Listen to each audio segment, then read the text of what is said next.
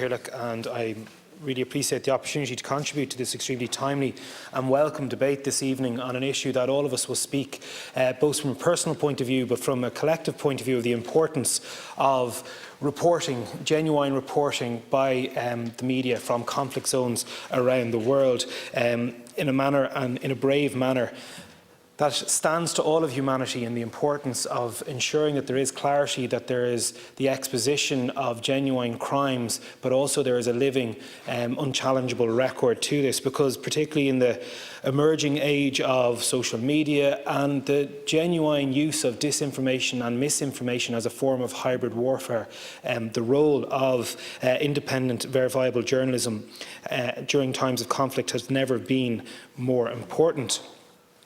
I'd like to speak, obviously, like others, in relation to the murder of Pierre Zakrzewski in March by a Russian bomb in Ukraine.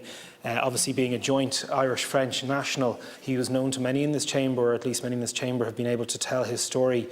He grew up in my own constituency in Leopardstown, and I know, Minister, that the family were gratefully appreciative to the assistance given by the Department of Foreign Affairs in the repatriation of his remains, but also the compassion shown and the presence of Minister Coveney at his funeral in Foxrock. And I spoke with a number of his friends and acquaintances from the area who asked me to relay a couple of points in relation to the scenes that he had seen over an extremely lengthy career as a photojournalist around the world in so many conflict zones, not just more recently in Ukraine.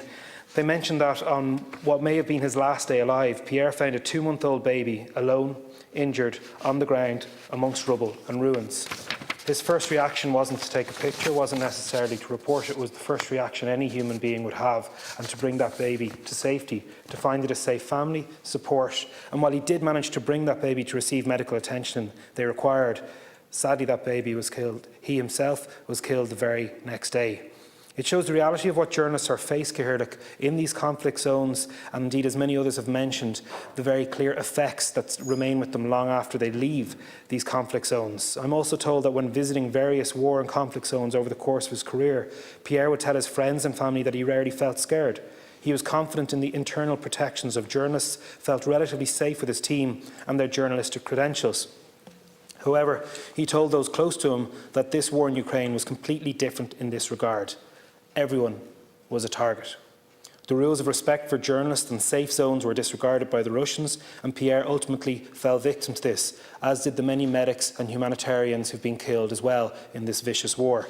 One thing that is clear from everything I have heard about Pierre is that he died doing what he loved. This was his passion, and it was a true vocation. Today and every day when we watch the news, open Twitter and see videos and photos from these war zones, we need to remind ourselves of the sacrifices that were made to bring this footage to us. And I commend absolutely, the recent kind of change, I suppose, in editorial policy of RTE, that when acknowledging reports from conflict zones, they don't just acknowledge the on-screen reporter, the journalist, but also the camera crew and the production crew that is with them. And I think that is extremely important. However, we cannot sit idly by and allow this to continue, whether it is in Ukraine or in any other war zone. When speaking on his time reporting in war zones across the world, Pierre's friends told me that he often said, "When you think you have seen the worst excesses of man's humanity to man, you realise the strength of the human spirit." And indeed, we are seeing in Ukraine an absolutely horrendous conflict, the likes of which will have an impact on our society, on our homes for many, many years to come. The sooner this conflict comes to an end, the sooner the people of Ukraine can be liberated and protected, the better for everyone across this continent and indeed across this planet, not just those directly affected. I think, in conclusion, when we're talking about, as other deputies have mentioned, well, it's all well and good having these statements here this evening, but of course statements have to come with the protections, with the legislative will and the political desire to ensure that we have those protections of our journalists, not only as they report from conflict zones, but as they report from extremely difficult situations domestically, that they have that freedom of integrity, that they are covered properly by modern defamation laws that ensure that they can report their truth and they can't be muzzled by the financial arm, be it of criminal or political movements who wish to silence their truth. And I think the debt that we owe in this state to the domestic bravery of so many investigative journalists across the fields, be it crime, be it in conflict zones, be it in politics, is one that we perhaps don't appreciate as great in this chamber. But that gratitude needs to be shown in the proper professional protections.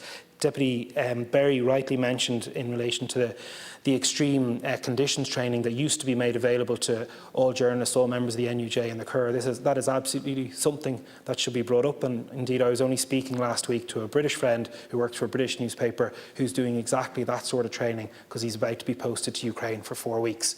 That's the sort of protection we need to give.